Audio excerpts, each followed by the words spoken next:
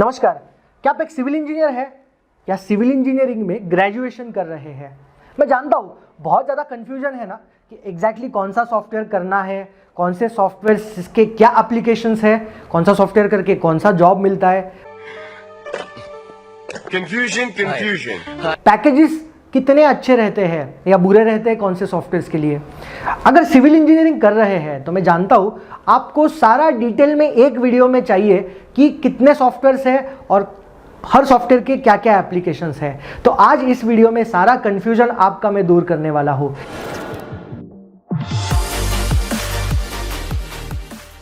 इस वीडियो में हम देखेंगे स्टार्ट टू एंड कितने सॉफ्टवेयर्स होते हैं और हर सॉफ्टवेयर में क्या एप्लीकेशंस है। तो वीडियो एंड तक देखिए, स्टेप बाय स्टेप देखेंगे कौन कौन से सॉफ्टवेयर्स होते हैं। माय डियर फ्रेंड्स, देखिए सिविल इंजीनियरिंग इतनी तेजी से टेक्नोलॉजी बढ़ रही है, एमर्जिंग ट्रेंड्स आ रहे हैं नए नए, चाहे फिर वो बिल्डिंग इंफॉर्मेशन मॉडलिंग हो या 3D प्रिंटिंग हो, हर लेवल पर एमर्जिंग ट्रेंड्स, नए नए ट्रेंड्स आ रहे हैं। ऐसे ट्रेंड्स में टिक पाना या मैं कहूँगा करियर को ग्रो करना थोड़ा सा चैलेंजिंग है। ऊपर से इतने सारे इंजीनियर्स हैं, इतने सारे इंजीनियरिंग कॉलेजेस हैं, पास आउट बच्चे हो रहे हैं, तो एग्जैक्टली क्या अलग करे, कैसे स्टैंड आउट हो मार्केट में, क्या रिज्यूमे में रिफ्लेक्ट करे, इस विषय पर आज बात करने वाले हैं। देखिए जो इम्पॉर्टेंट एरियाज है सिविल इंजीनियरिंग के, मोस्टली बिल्डिंग इंफॉर्मेशन मॉडलिंग या मैं कहूँगा सॉफ्टवेयर्स वाला जो एरिया है, इसमें हम लोगों को करियर बनाना है। क्योंकि 3 फेजेस होते हैं कंस्ट्रक्शन के, प्री कंस्ट्रक्शन, कंस्ट्रक्शन और पोस्ट कंस्ट्रक्शन। अब देखिए प्री कंस्ट्रक्शन में ही ज़्यादा स्कोप है। अगर आपको एसी में बैठ के वाइट कॉलर जॉब चाहिए, अच्छे पैसे कमाने हैं, तो फिर प्री कंस्ट्रक्शन में ही काम करना होगा। क्योंकि कंस्ट्रक्शन में धूल मिट्टी धूप और वहाँ पे इतना ज़्यादा पूरा ट्रैफिक क्राउड रहता है, लेबर लोगों के साथ कांटेक्ट होता है, तो उनके साथ चैलेंजेस होते हैं, उनसे कॉन्वर्सेशन वगैरह। तो मैं समझता हूँ कंस्ट्रक्शन और मेंटेनेंस या मैं कहूँगा पोस्ट कंस्ट्रक्शन, इसमें इतने अच्छे करियर्स नहीं है। प्राइवेट सेक्टर में अगर काम करना है तो एरिया बचता है आपका प्री कंस्ट्रक्शन वाला। प्री कंस्ट्रक्शन में आप स्ट्रक्चरल डिज़ाइनर के तौर पर काम कर सकते हैं, building information modelling BIM modeller बन सकते हैं, BIM इंजीनियर बन सकते हैं, आर्किटेक्चरल प्लान्स बना सकते हैं, 3D व्यूज़ वॉक थ्रूज बना सकते हैं, सर्वे के अलग अलग लेआउट्स बना सकते हैं। तो आज इस वीडियो में सॉफ्टवेयर्स के बारे में बात करने वाले हैं। तो स्टार्टिंग में पहला स्टेप हम लेते हैं प्री कंस्ट्रक्शन का। देखिए हम एग्जाम्पल लेते हैं एयरपोर्ट का। अब एक एयरपोर्ट हम लोगों को बनाना है। एयरपोर्ट बनाने के लिए सबसे पहले क्या है, लैंड एक्विजिशन करना होगा। लैंड हम लोगों को लगेगा। अब जैसे ही लैंड मिलता है ना, तो पहला स्टेप होता है सिविल इंजीनियर का, वहाँ पे लैंड सर्वे कराना, उस लैंड को लेवलिंग कराना है ना, उस लैंड का पूरा लेवलिंग करके उस पर हम लोगों को कंस्ट्रक्शन करना होता है। तो सबसे पहला स्टेप है आपका लैंड सर्वे का। अब लैंड सर्वे में सिविल इंजीनियरिंग में कौन से सॉफ्टवेयर्स हैं? पहला है ऑटोकैड सिविल 3D और दूसरा MX रोड। ये दोनों सॉफ्टवेयर्स करके आप लैंड सर्वे आसानी से कर सकते हैं। वो याद है ना आपको, HI मेथड वगैरह, कटिंग फिलिंग, ये सब आप आसानी से ऑटोकैड सिविल 3D में कर सकते हैं, MX रोड में भी कर सकते हैं। ये दोनों सॉफ्टवेयर्स ना ट्रांसपोर्टेशन डिजाइनिंग के लिए भी यूज़ किए जाते हैं। रोड्स का सुपर एलिवेशन हो, रोड्स के डिजाइनिंग हो, रोड्स के भी कटिंग्स और फिलिंग्स, उसमें भी तो लैंड सर्वे होता है। तो ये सारा ऑटोकैड सिविल 3D और MX रोड में आप कर सकते हैं। यदि आप लैंड सर्वे में आपका करियर बनाना चाहते हैं या फिर आप ट्रांसपोर्टेशन में करियर बनाना चाहते हैं, तो you need to do this 2 softwares, AutoCAD civil 3D और MX रोड। अब ये ऑटोकैड सिविल 3D यानी बेसिक ऑटोकैड नहीं है, ये अलग सॉफ्टवेयर है।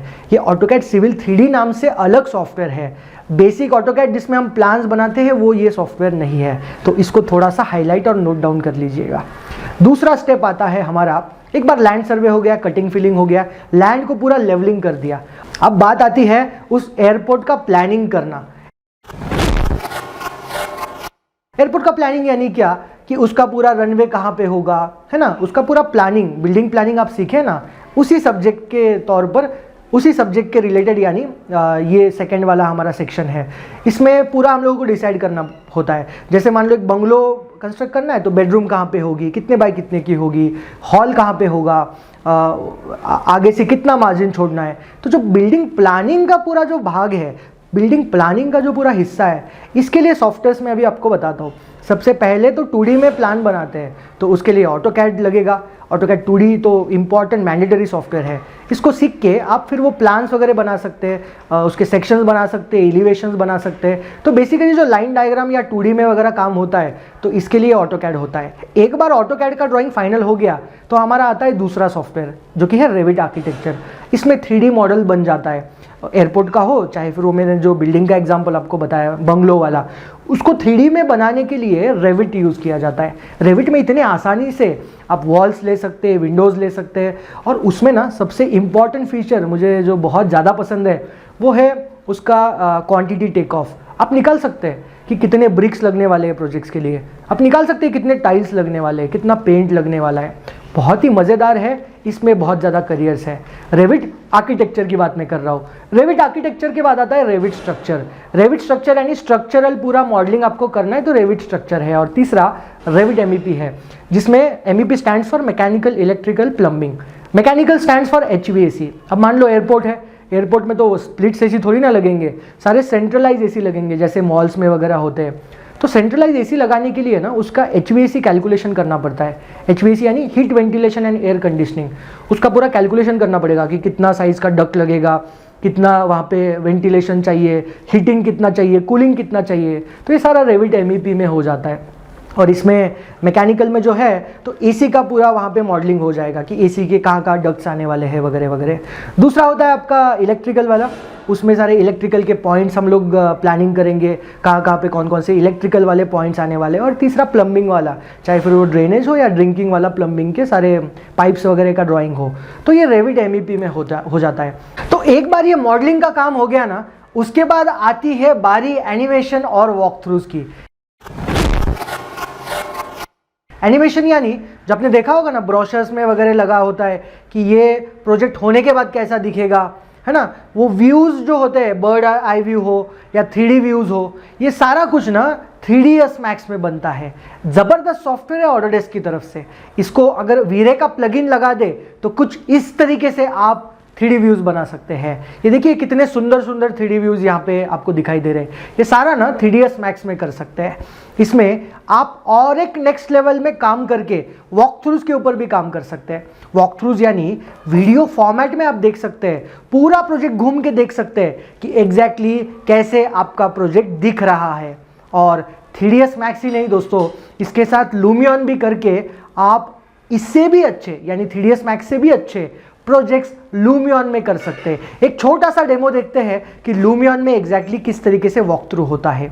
अब देखिए कितना सही तरीके से आपको मूविंग में ये दिखाई दे रहा है कि ये प्रोजेक्ट कैसा दिखेगा, है ना। ये मूविंग व्हीकल्स है, ये रोड है, ये बर्ड आई व्यू से आपका पूरा प्रोजेक्ट है, इंटीरियर एक्सटीरियर।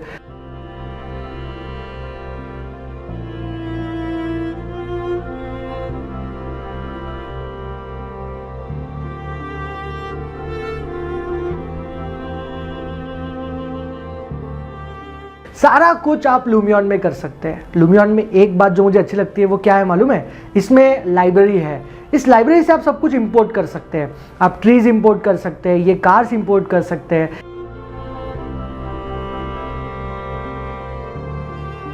ये जो लोग आपको दिखाई दे रहे हैं ना घूम रहे हैं, ये सारा कुछ इंपोर्ट कर सकते हैं। तो बनाना कुछ भी नहीं है, लाइब्रेरी से सीधा आप इंपोर्ट कर सकते हैं।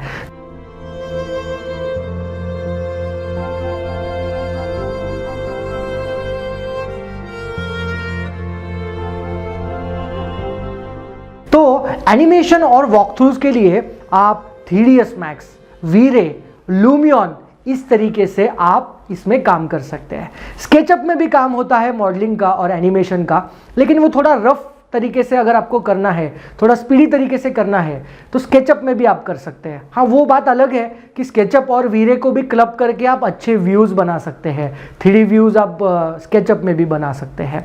एक बार ये एनिमेशन और वॉकथ्रूज का काम हो गया ना, उसके बाद बारी आती है स्ट्रक्चरल डिज़ाइन की।